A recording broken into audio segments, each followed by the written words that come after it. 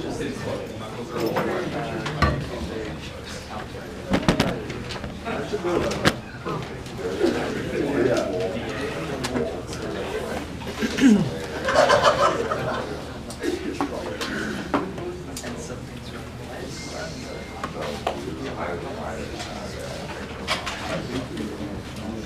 morning, everyone. Thank you. It is a good morning. Beautiful morning. All right, now, so as you know, I've posted all the lecture notes for the quarter on PolyLearn. So similarly, you might notice I had a camera over here. I'm going to try to post the lectures on YouTube as well. Just not that you have to, just so they're there, right? Just so everything's accessible. I do put PowerPoints online as well, so you can see all those things. Today, what we're going to do is we're going to finish off our connection between electric field and potential. And that will completely finish on Wednesday. You have a homework.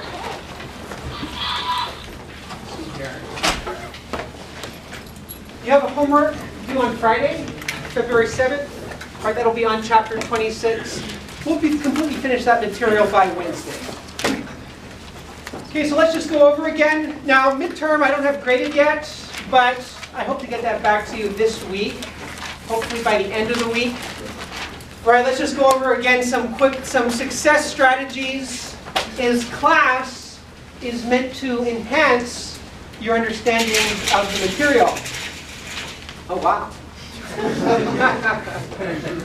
Right? So, a lot of material in the textbook, and I wouldn't want to insult anyone's intelligence by assuming that you can't read the textbook, right? So I'm going to give you things above and beyond the textbook, right, to really help bring those ideas together. So as always, questions are encouraged. You want to bring your questions to the class, and after class as well, right? And I'll do my best to address those with the time that we have. So right before we jump into the material for today, let me just go over just very briefly that first problem from the midterm exam where we had a dipole. And here's our dipole. Now the first one said that there's no force or torque on the dipole.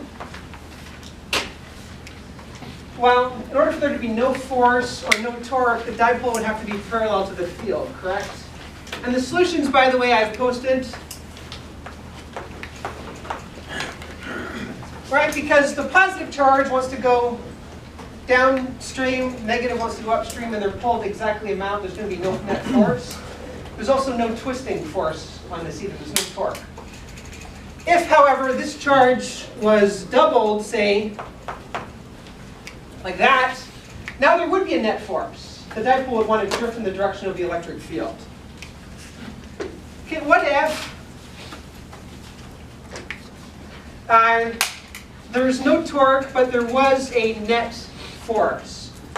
So like your dipole, so it looks like this.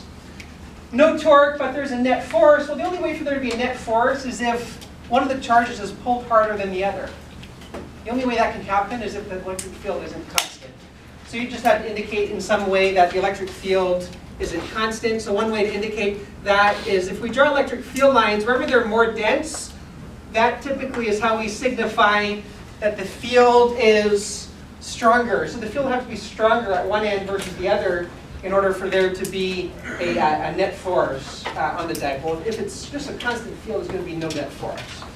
All right, and then finally, yes? Would it be correct to also draw them like curved, as if they're curved by something else? They would have to be curved in some way, and in fact, these are straight lines, right? But they could actually, I don't know why I drew a different arrow direction there. Yeah, you could have different shapes. The most important point is that it's a non-constant field. Now, to answer the question on the exam correctly, if the force, you'd have to draw fields such that the force points opposite the direction of the dipole moment, which would be this direction. All right, so the force would actually have to be in this direction, so you could construct different fields that would do that. Right, and then finally the last one was there is a torque but no net force. So no net force, we'd have to have a constant field. And then you could indicate, I mean, really it could be any orientation, really. Any orientation that's not parallel or anti-parallel would experience a torque but no net force. All right, now, potential and field. Oh, and by the way, I've had some questions about the bonus credit. So there are different colloquiums and talks throughout the quarter, which you're welcome to attend. Normally we have one every Thursday. There's also another event tonight at the Cal Poly Arts Center. So you can attend any of these talks, write a one-page summary as bonus credit, 1% for the course, upload that to PolyLearn as long as it's by the, before you take the final exam, anytime in the quarter. You can get up to 2% bonus for attending those. Okay. All right. And those are just uploaded to PolyLearn. All right, so let's look then at, let's remind ourselves again of this connection between electric field and potential. So we wrote electric field as the negative gradient of the potential, which in Cartesian coordinates, the gradient operator can be written as partial v with respect to x, I hat plus partial v with respect to y, j hat plus partial v with respect to z, k hat. What this means is, you know from calculus that the electric field points in the direction of quickest descent of the electric potential. Right? In a way, if I was to invert this relationship, I could write the change in electric potential, which is really the final electric potential minus the initial electric potential. It equals the negative line integral of the electric field along some arbitrary path.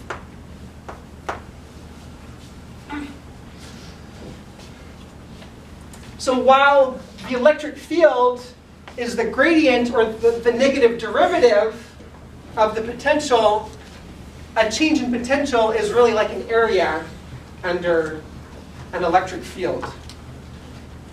Electric field versus position graph. Okay? So there's this connection between the two. So I showed you this picture, which is in your textbook. These are the concepts that we have. We've just been expressing things in different language.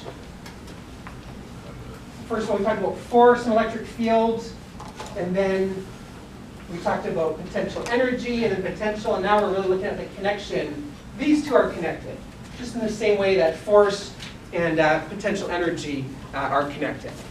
All right, so let's go. Now we're going to come to capacitors next class, but let's just do a quick example here with a capacitor showing this connection. If I was to draw a capacitor, and a capacitor is really just a plate of charge, two plates of charge that are oppositely charged.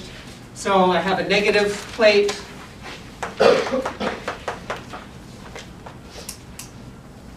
and a positive plate. Ignoring the fringe field, the electric field is constant.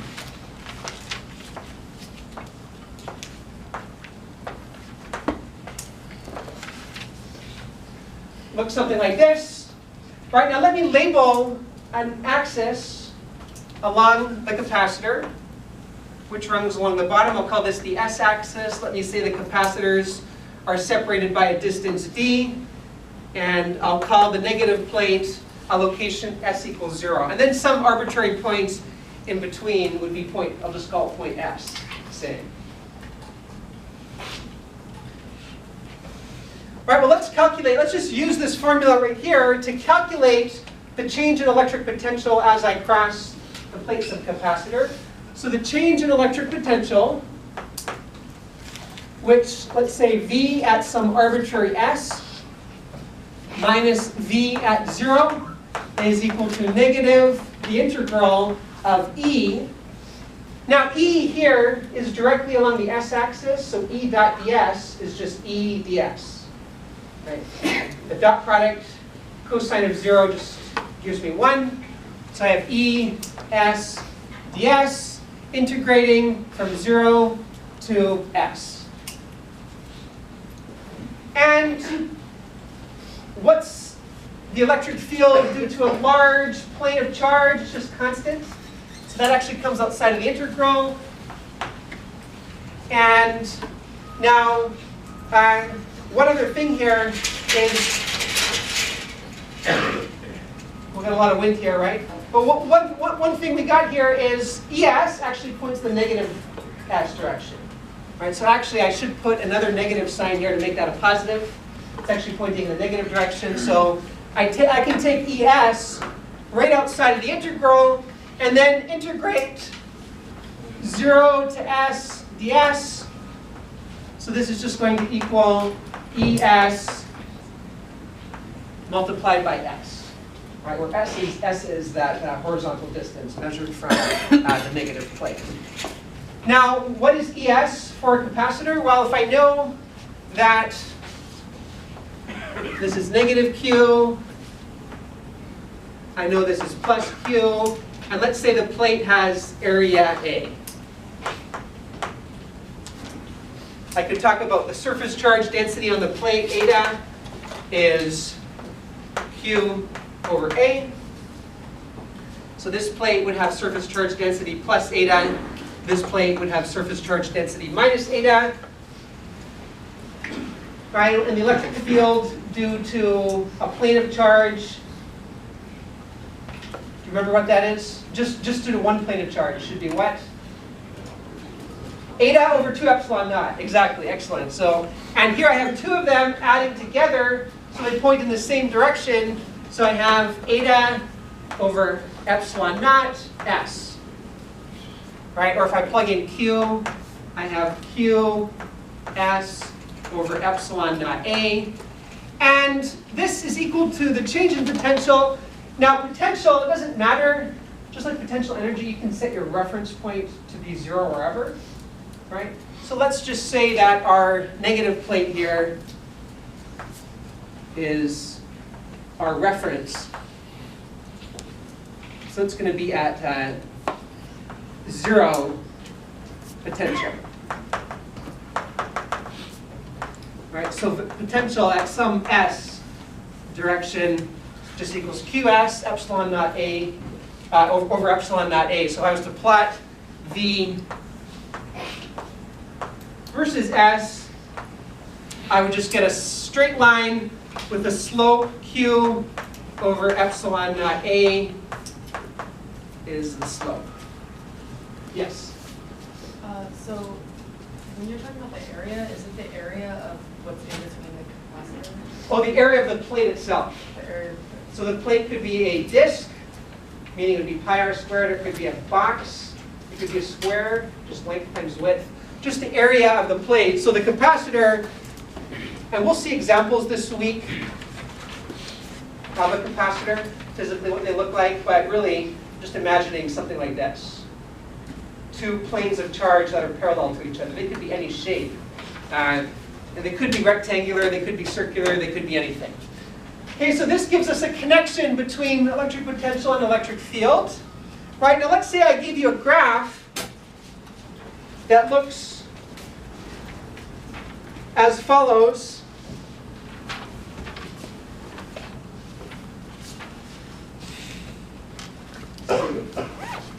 I give you an electric field graph and ask you to construct the potential graph. So let's say I give you something that looks like this.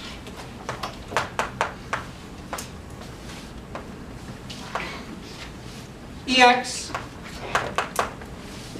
versus X, and I'll measure X in centimeters. because now most capacitors in electronic circuits, they're very small, right? There are capacitors, if you have a large, let's say you're doing a big physics experiment, like at some national lab or something like this, you might have a giant capacitor, right? Or a bank of capacitors, which are really big, but most of them are pretty small if you want to fit them inside your computer or a handheld device or something like that, right? So centimeters, it's a reasonable distance scale, and the units for electric field are what?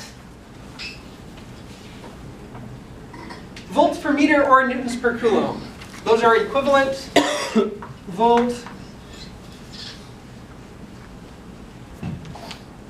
per meter equals a newton per coulomb.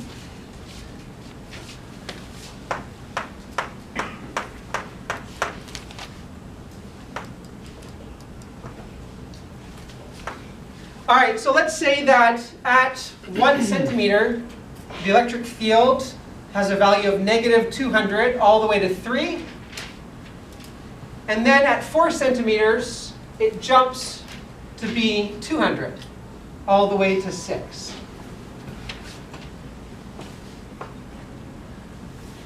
So what I want you to do is sketch the electric potential V as a function of distance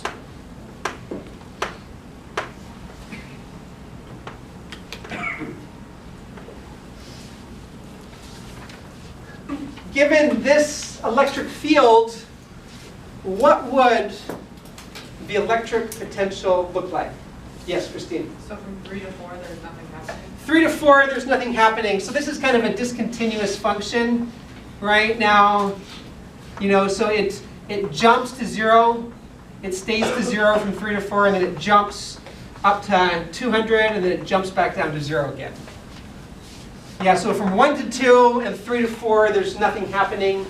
There's only an electric field between 1 and 3 and 4 and 6. Okay, so take a moment to individually record your prediction for the voltage versus distance drop.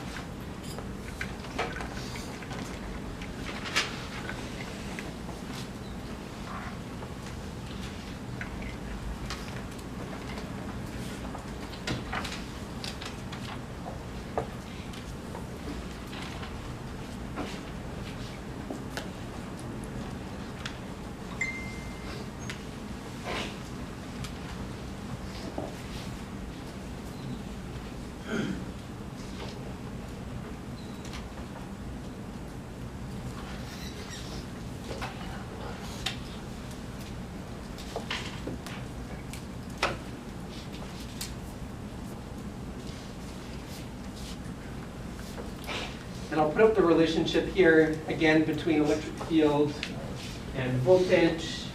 Take a moment. I want you to discuss your prediction with your neighbor. What would that graph look like, V versus distance?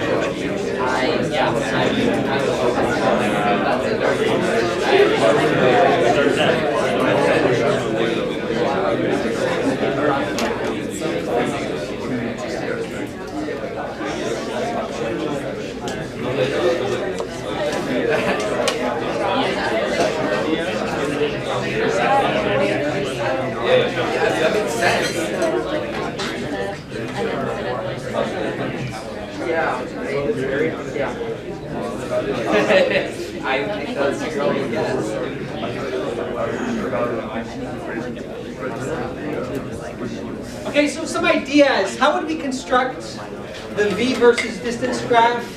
Any ideas? How do we do that?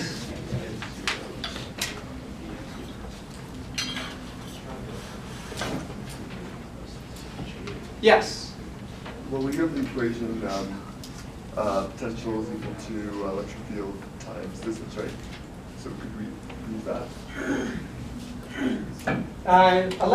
Change in electric potential is equal to the negative integral of E dot ds. So it's the negative area under the electric field versus distance graph, right? So if electric field is the derivative of potential, potential is the integral of electric field with a negative sign. Okay, so take another 30 seconds. Given that this graph should be the negative area of that graph, sketch your predictions. And you can talk to your neighbor for this.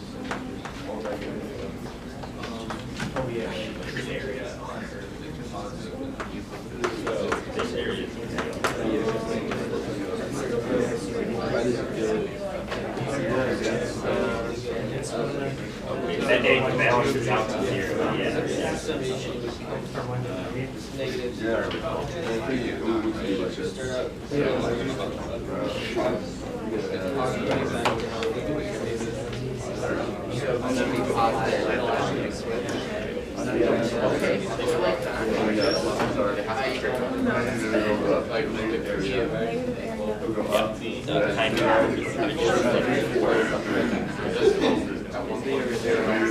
Yeah, but it's negative. Yeah. It's the area. So if the area is negative, it's positive. What are you thinking? It's negative of the area. And so the area is negative. So there's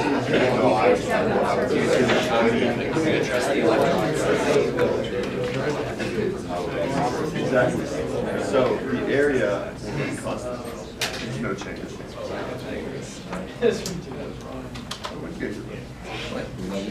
Yeah. That makes sense. All right. So I've sketched on the board the V versus distance graph.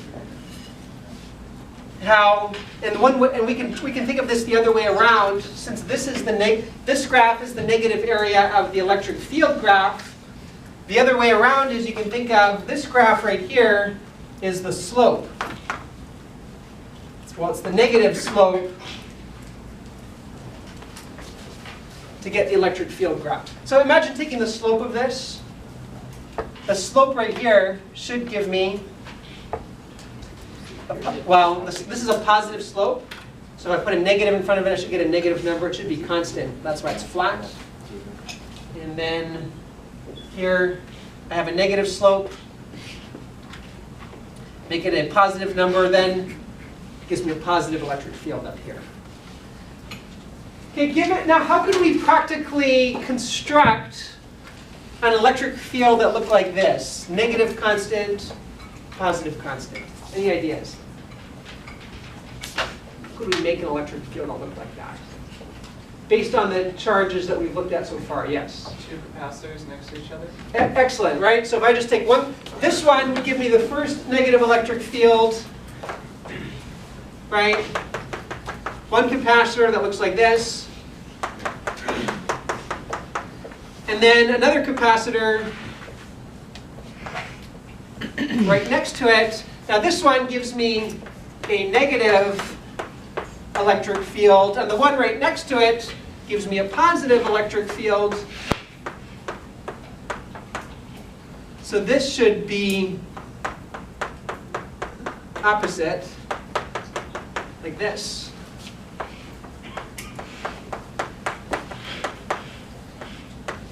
Okay, so back-to-back capacitors would give us a field that kind of alternates between positive and negative. Yes? I'm still confused how you got the graph down below. The graph down below. All right, well, when you're at when you're at 1 centimeter, how much area is underneath the EX versus X graph? None. Right? As you start to move this way, you're sweeping out area at a constant rate. Right? Your area is increasing proportionally to how far you've moved past 1 centimeter. So by the time your area keeps increasing until you get to 3. When you get to 3, area stops increasing and just stays constant. And here, the area starts decreasing all the way back down to 0. And then we're just remembering we have a negative sign in there, which flips everything. So it's the negative. This graph is the negative area under that curve. Yes? We get the same graph if the capacitors were like sharing the positive plate. So like if one of those wasn't there. Oh, so what you're saying is if I did something like this,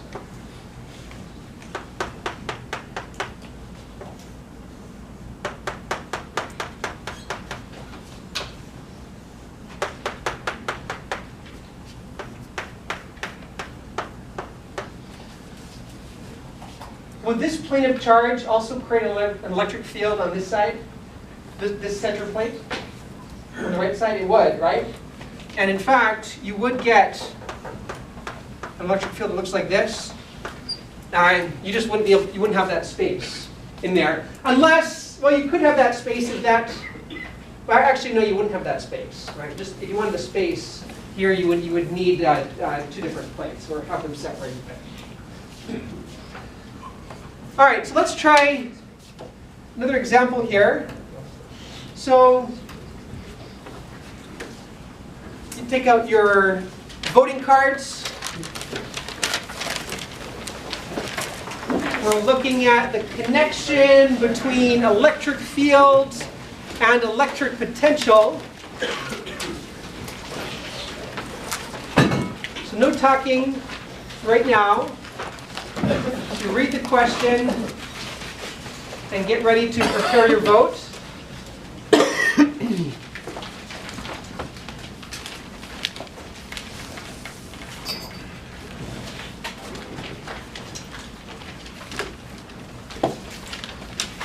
So you're getting ready to prepare your vote.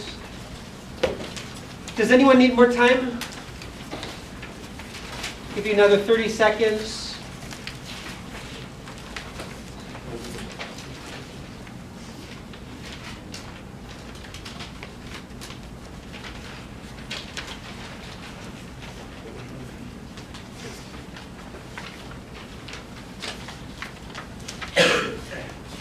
So just a reminder, E, F. There's no F in this case, but all colors would be E.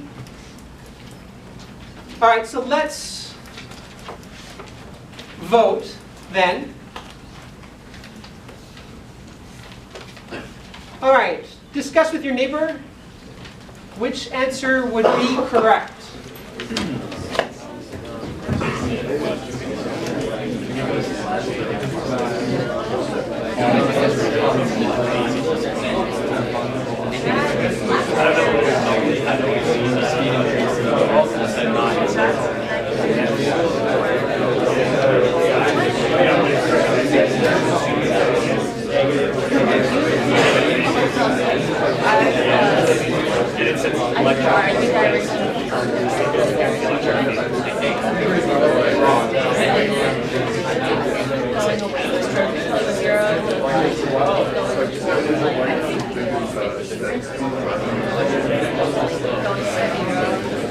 Okay, prepare your vote.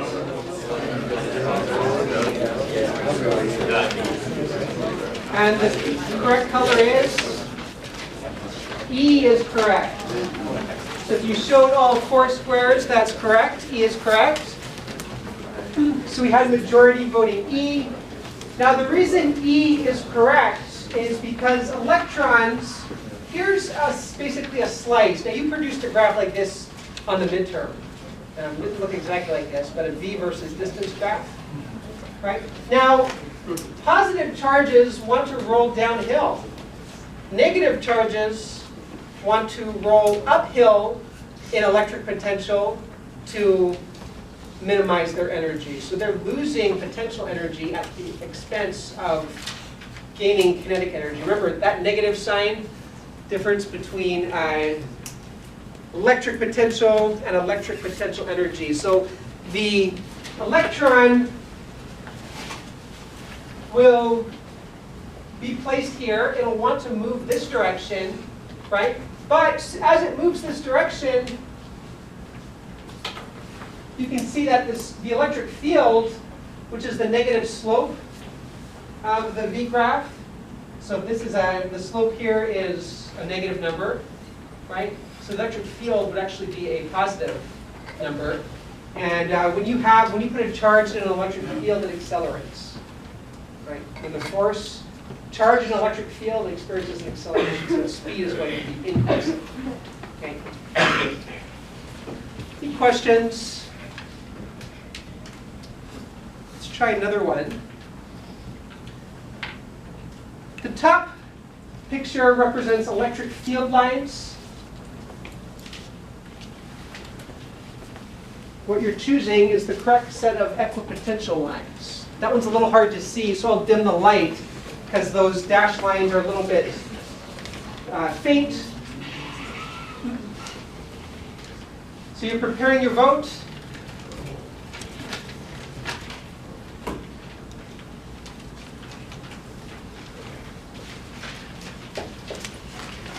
Then on the count of 3, I'm going to have everyone show their vote. 1, 2, 3. Okay, take a moment to try to convince your neighbor here. There's some disagreement.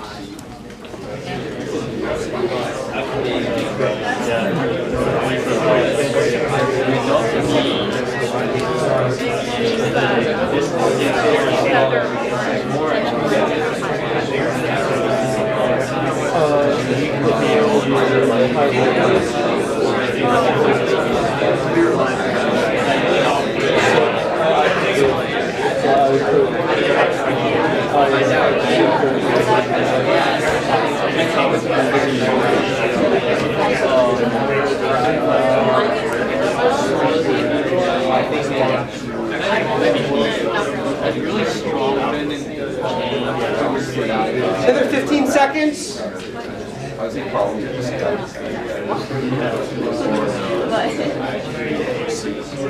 Ready to prepare your vote? And 3, 2, 1.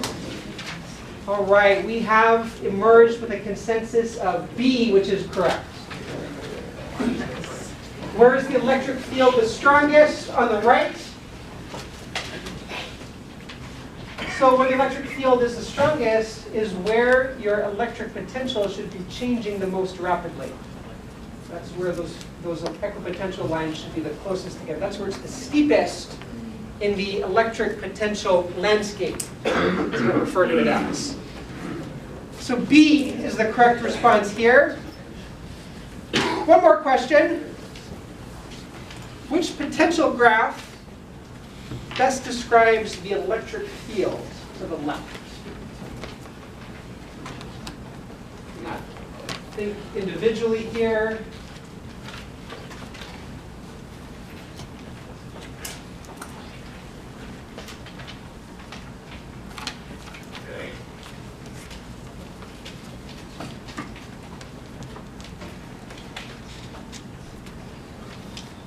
Prepare your vote.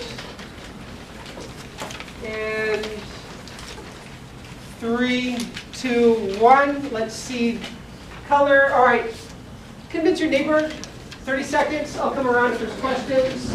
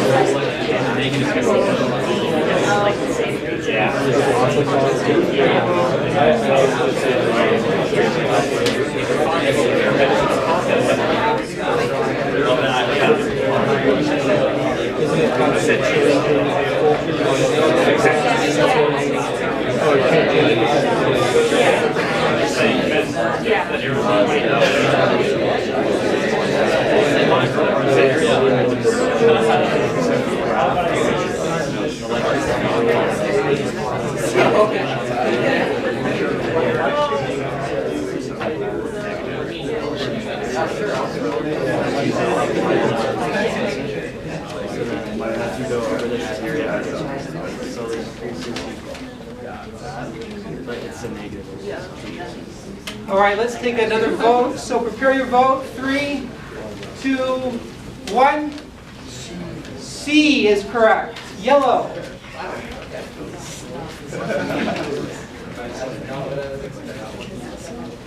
The electric field, we'd say here, is constant, right? And the electric field is the slope of the electric potential graph, right? So the slope in C is it's a negative slope, and it's a negative constant slope, which gives us a positive electric field.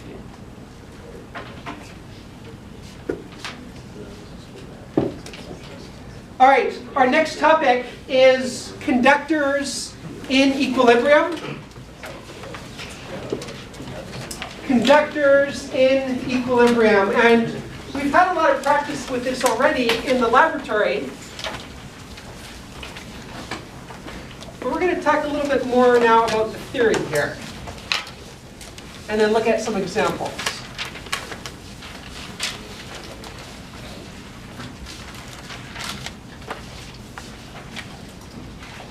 So I'm going to call this electrostatic equilibrium.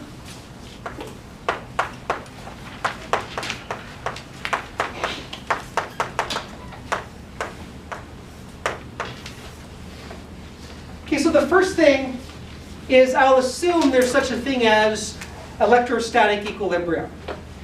And what I mean by that is if I take an object,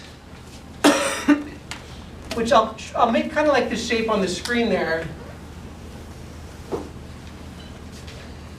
which has different curvatures on different sides, and I put a bunch of charge on it. Let's say instead of positive, let's say I put a bunch of negative charge on the surface. So I deposit negative charge. Right, the question would be, where does that charge go? Remember, in a conductor, we're thinking about a sea of electrons which can move about and flow around, right? But how would that charge distribute itself? Because electrons want to get away from other electrons, but there's only so far they can go because they're constrained on the object themselves, right? Now, we did see the case of arcing, where you put so much charge on something that it actually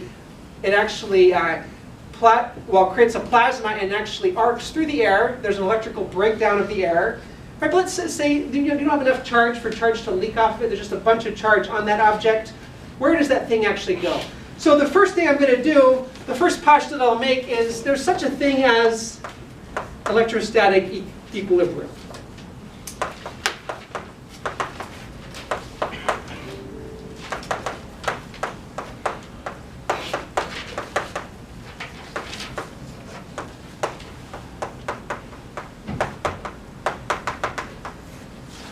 All right, now this basically means things eventually settle down, right? There might be a flurry of activity when you dump charge onto a conductor, but there's something called a relaxation time. Now, in practice, the relaxation time is on the order of nanoseconds. So very, very quickly, things find their equilibrium configuration. And maybe you might say, well, maybe things just, you put charge on it, and it just kind of keeps swirling around forever. Right? Well, that doesn't happen because there's actually, and this will be our next topic when we talk about resistance. There's actually some resistivity in a conductor. There's no such thing as a perfect conductor, and in that I mean a conductor that has zero resistance at finite temperature. Because at finite temperature, as those electrons move around, they're kind of rattling around in a lattice of positive ion cores, and they're feeling some resistance to their motion. So it's, in a sense, if we're thinking of a fluid that's moving, it's not a fluid that has zero viscosity. All right, now, so there's such a thing as electrostatic equilibrium. And by the way, it would be impossible, according to the third law of thermodynamics, for there to be to reach absolute zero in a finite number of steps.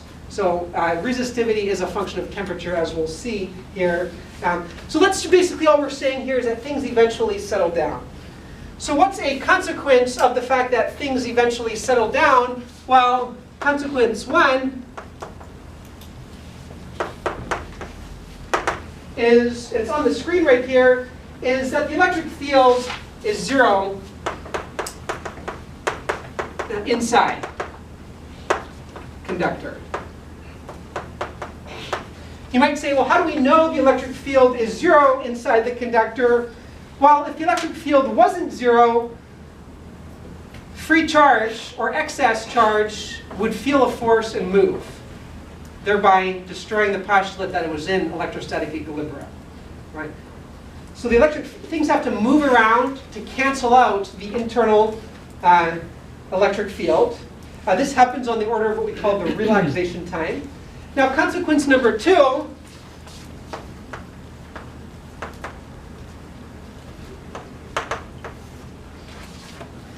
is all excess charge resides on the surface.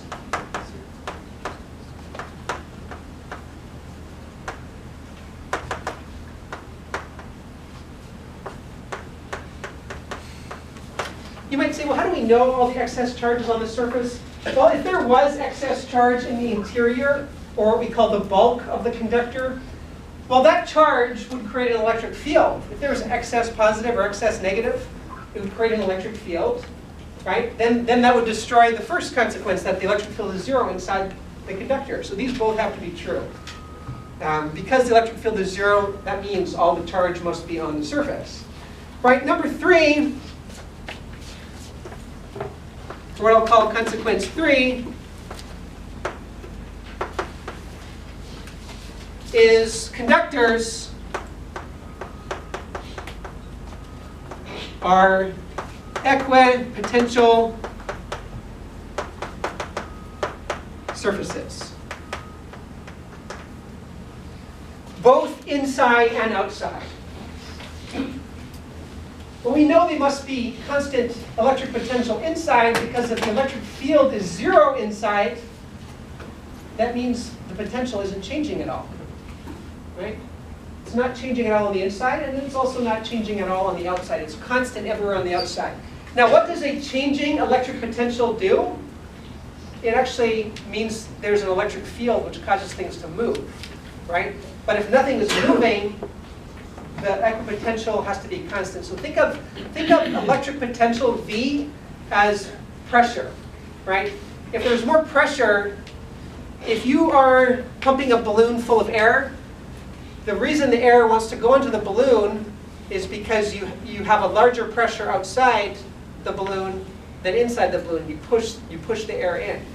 The charge spreads out in a similar way to create equal electric pressure, which we call electric potential, volts, right? Just to keep the charge from moving, right? So it's basically equal pressure everywhere. And we're thinking electrical pressure or volts here. Consequence number 4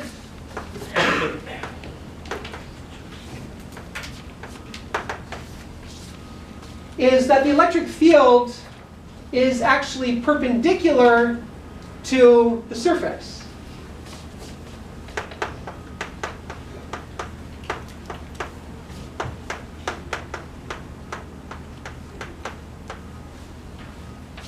So all the negative charge starts to spread out on the surface, and you can kind of think, it wants to get as far away from other negative charges as possible, so it kind of spreads out on the surface.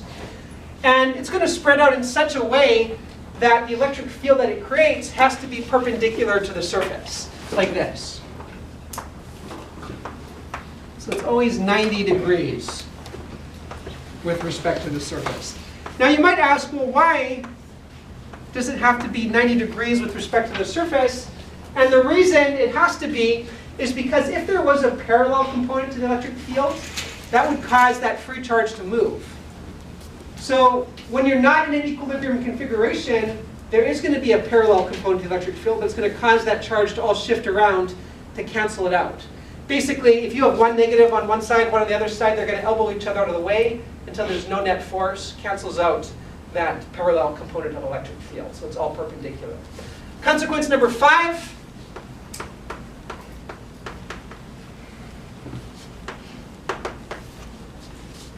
Is the highest charge density is near sharp corners.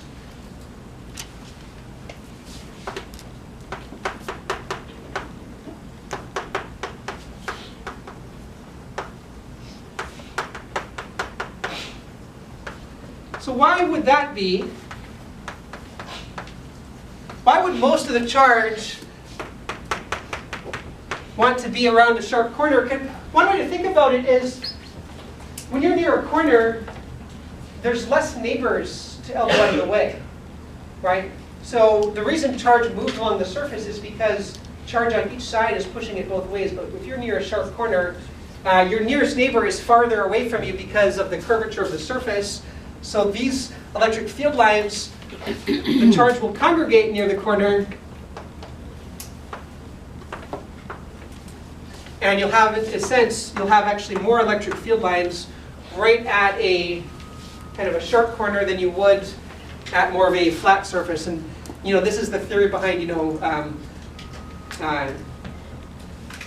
can guide lightning by having a sharp tip on a pole. Yes? Is that kind of the theory behind having a sphere on the Van de Graaff machine? In what sense?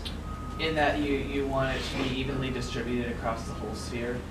Yeah, that's a great question, because you could make the Van de Graaff generator, for instance, have a point on it, and that would cause the charge to want to arc from that point. So you might not be able to build up as much charge on it if it had a sharp point, because if you bring another conductor towards it, it would arc over quicker. Okay?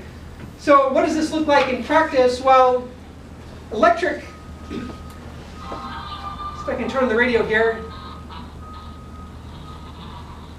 Seems to be, all right.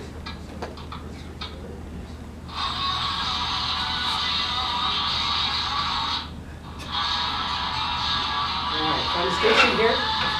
Now, where's the signal coming from? Well, it's visible to our eyes, but it's the electromagnetic spectrum, right? It's a shaking electric field which shakes charge in the antenna, and then that basically causes a membrane in the speaker to vibrate, which is how we hear the sound. Now, in practice, this is a conductor right here.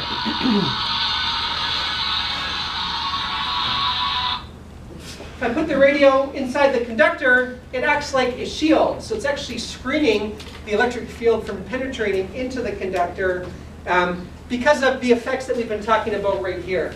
So this would be, electromagnetic shielding. And in principle, you can see that this works even though there's little holes, this is kind of like a mesh. It's not a complete conducting surface. And in fact, there's no there's no lid to this either. But still, it's doing a very good job of screening out electric field from actually reaching on the inside. You don't see the signal. But notice something interesting happens. I don't even have to touch the antenna, and I can basically start to refract waves into the cavity, even just by moving my fingers a little bit like this, and start to get the wind of the thing.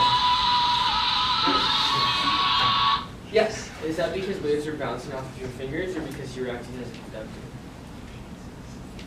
That's a great question, which I don't know the answer to. It might be a bit of both. Okay. Yes. Right, but see, in principle, there's still a lot of shielding that's actually happening here. Now, are you a conductor or an insulator? Well, you're a bit of both. It depends on,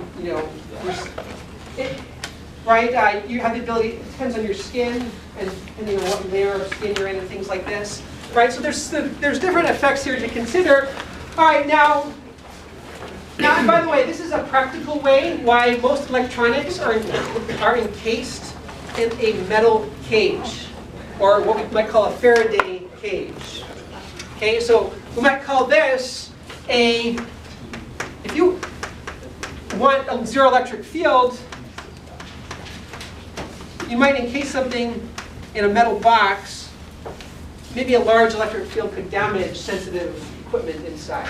Okay. All right, so we'll pick up with this on Wednesday. We'll finish off conductors in equilibrium. Then we'll talk about capacitors.